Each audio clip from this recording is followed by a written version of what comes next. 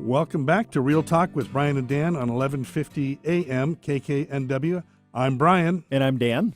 Our next guest is Villette Nolan, the CEO of Imagine Housing. Villette is an executive leader with deep experience in high-tech business management, angel investing, as well as nonprofit executive management. She is a frequent speaker at domestic and international business conferences and will be speaking on December 10th at the Westin in Seattle on the future of the East Side. At the upcoming BizNow conference, Villette holds a Bachelor of Science degree in economics and general management with high honors from Rensselaer Polytechnic Institute in Troy, New York. Villette has lived in Bellevue for 25 years with her husband and family.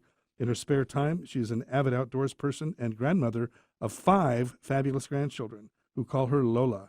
Welcome to the show, Villette. Thank you so much. So tell us what you're doing when you're not doing your main stuff. What do you do in your spare time?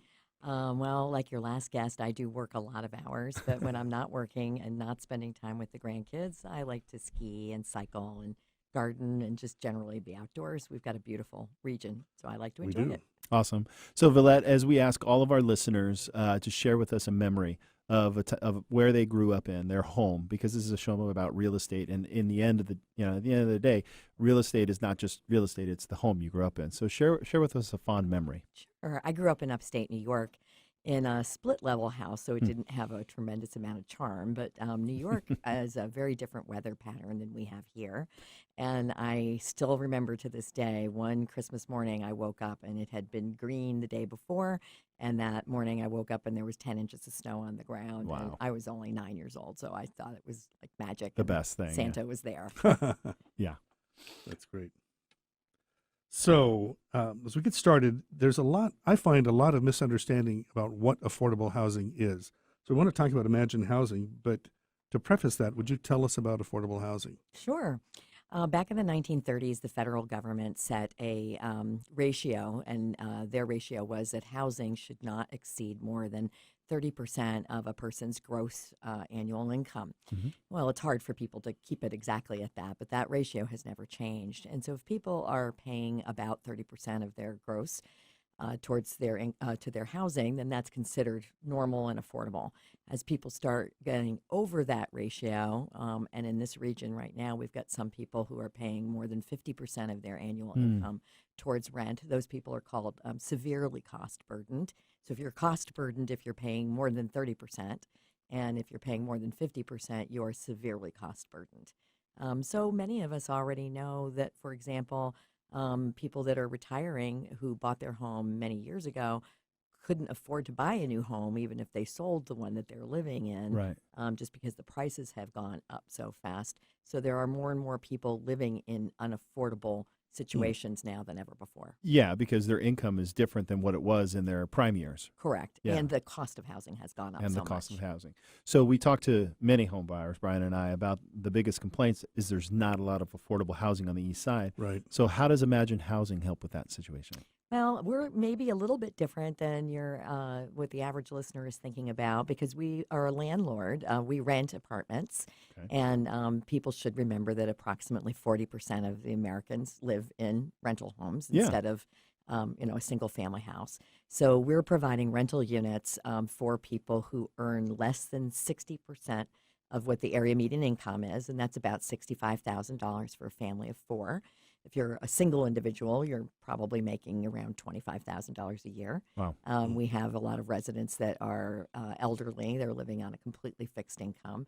And Social Security benefits for a single individual average out at about 16 grand a year.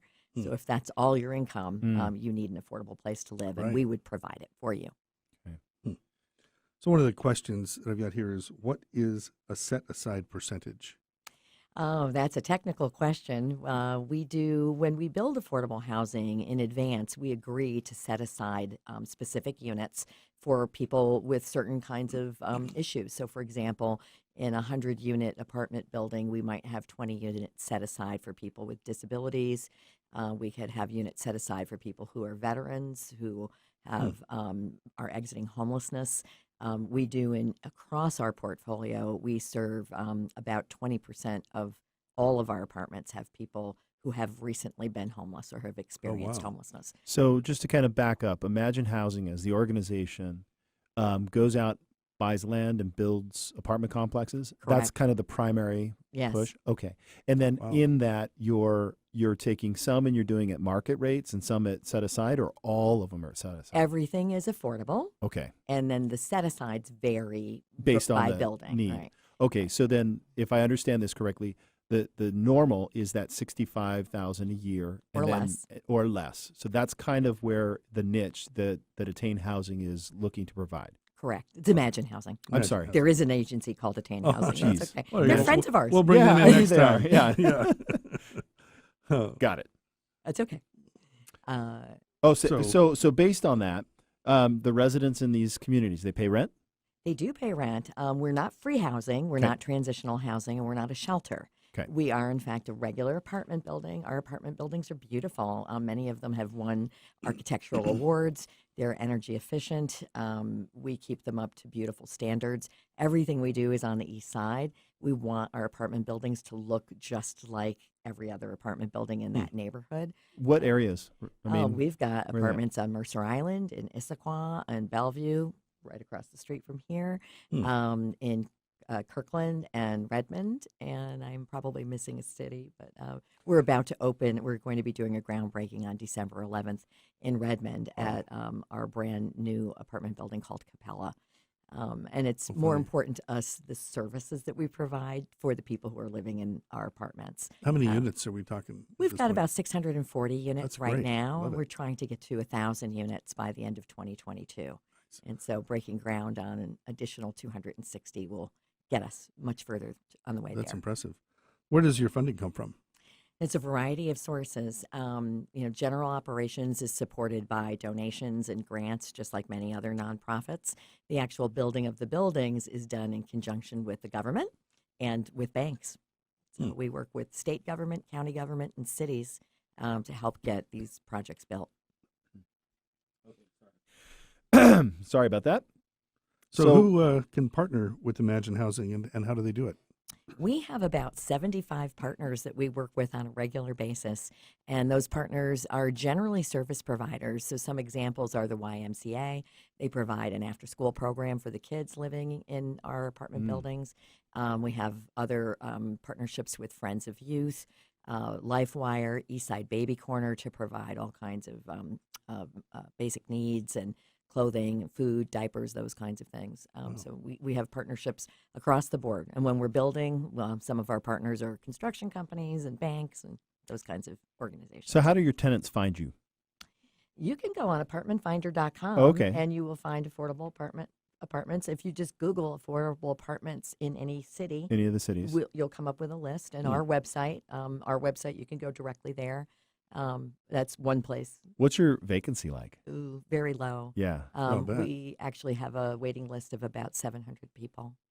A waiting list? 700 people. Yeah. Wow. Yeah. Everybody would like to have their home be more affordable. Right. Yeah. Right. So, and you said your goal was 1,000 1,000 units by the end of 2022. end of 2022.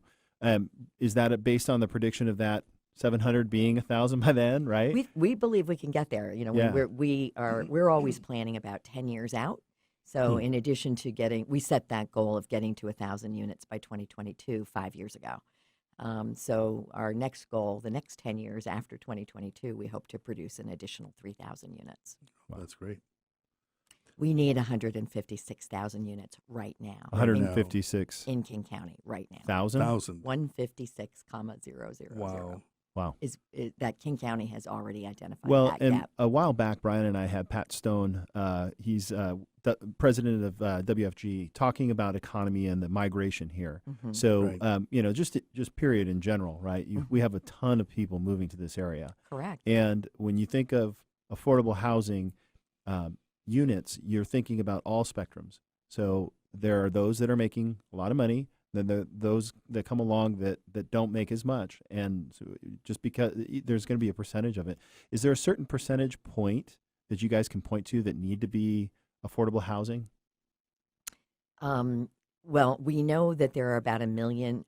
There's expected to be another million people moving into the region in the next 10 years. So it's about 1,000 people And what a percentage week of that would be affordable housing needs? that would need Yeah. affordable. That's a good question, Hmm. and I don't know that I can answer that one. I do know that, as you said before, all the way up and down the spectrum, even Yeah. people who are making $200,000-300,000 a year, which is certainly a wealthy household, they're having trouble identifying a place to live Yeah, that they and, can afford. and what's frustrating is Brian and I sit here in the industry and we see the prices and where they've gone, and it's 100% a supply issue. Mhm. I love living in the Northwest. I'm looking at the sun setting over the Right. Olympic Mountains. It's awesome, right? But it's not just that. It's the fact that there's not enough supply, period. So it drives all housing up Right. out into a range that makes that 30%, right, easily bumped, even for those in the upper brackets. Yeah. And if you think about it from the standpoint of area median income, that median word means that 50% of people are making less than that Than that. money. Right. Mhm. So area median income in King County right now is $110,000 a year. Means there's 50% of people making less than that. Mhm. You're making 65,000 or less. You're really suffering. Hmm. You're either living far, far away, and we've got employees ourselves who are making $50,000-$60,000 a year. They commute at least 90 minutes to get to my office. Yeah. Yeah, I work in quite a bit in the Sammamish market and working with city government. It's such a challenge to get through permitting process to be able to develop, and so And costly. costly. My wife and I have worked within the affordable housing realm for a while. We tried to do an affordable project ourselves, and we came to the conclusion that for us the biggest enemy was city government. I mean, and they're not our enemy. I don't mean to Yeah. say that. It's just that our desire was to create affordable housing, and we couldn't do it. We flat out could not do it. It's very difficult. And actually, you helped remind me that Sammamish is the 6th city that we're in. Oh, And we actually That's great. have That's a great. beautiful community there right across from the QFC. Oh, that's awesome. I love it. So, Dan, what do you got? what are the housing policies can residents have pests? Not Can they pests. have pests? We prefer that they Pets. don't bring pests. Our housing policy, it's kind of a social services policy. We believe in housing first. And so we get asked a lot about what does that mean? So people do not have to come in clean and sober. Mhm. They don't have to come in with any other precondition. They don't need to, be part of a religious situation or saying that they will adhere to certain kinds of behavior. Other than they must pay their rent, they have to be, keep the place clean. They can't be disturbing their neighbors. They can't be doing any of the things that you would do in any other apartment building. But other than that, our policies are actually quite liberal. And we do allow service animals into the buildings. Hmm. Are there any provisions for assisted living? Yes and no. We have 3 communities where we serve people who are older than 62, Mhm. and all of our supportive services are geared to help all of our residents do the best and thrive. So in some regards, there's assisted living for all of them, but it's not assisted living the way, when I had my mom and she was 90 Mhm. and she had medical technicians and people there to really help her with her meals and dressing. It's not like that. Got This is independent. Right. We'll help you get rental assistance, find food, get Mhm. to the food bank, get transportation, do those kinds of things, but it's not assisted living the way we might think of it. How about Section 8 housing? We do provide project-based Section 8 housing, which means that it's back to one of those set-asides. Yeah. People have to qualify for that. And again, in any given building, we might have up to 8 Section 8 units in an apartment building that serves. And tell our 50. listeners briefly what Section 8 is, or I'm happy to. If you want to Well, just it's a subsidy program Yeah. for qualifying individuals. through HUD. Yes, HUD. exactly. And, my wife and I on our rentals, we accept Section 8, but we're surprised how many landlords refuse to. And yet Correct. I find that if they qualify on all other standards, we qualify them like we would any other renter, we're guaranteed of that Section 8 money. Correct. It's great for us. And Yeah. I've never had it happen, but I'm told if we had a situation where one of the Section 8 tenants trashed our unit, they cover it. It's like, They okay, would, I don't yeah. want to find out the hard way, but I think it's for me as a business person, it's been great. It So- is, and there's a slight difference. There's Section 8 vouchers that follow the individual, and they're portable, and they can be taken to any landlord. And then what we provide is it's our actual building has certain vouchers. Gotcha. Yeah. So it's a little bit different, but people have Yeah. to qualify for that. All right. So to close us out, we need 2 things. First, in the spirit of Thanksgiving, what are you most thankful for? And then how do our listeners get more information about Attain? I am absolutely grateful to have my own home and my children and my family and my health. And people can reach me at Imagine Housing at 425 576 5190, extension 16. Thanks so much for coming on the show today, Villette. Thank you very much. Remember Happy that- Thanksgiving. Oh, happy Thanksgiving. Remember, this and other segments of our show are available to watch at our YouTube channel. Subscribe to our YouTube channel at the Eastside Real Estate Team. If you're interested in learning more from these or future guests, join us after the break for some final thoughts and something fun to do this holiday. We'll be right back.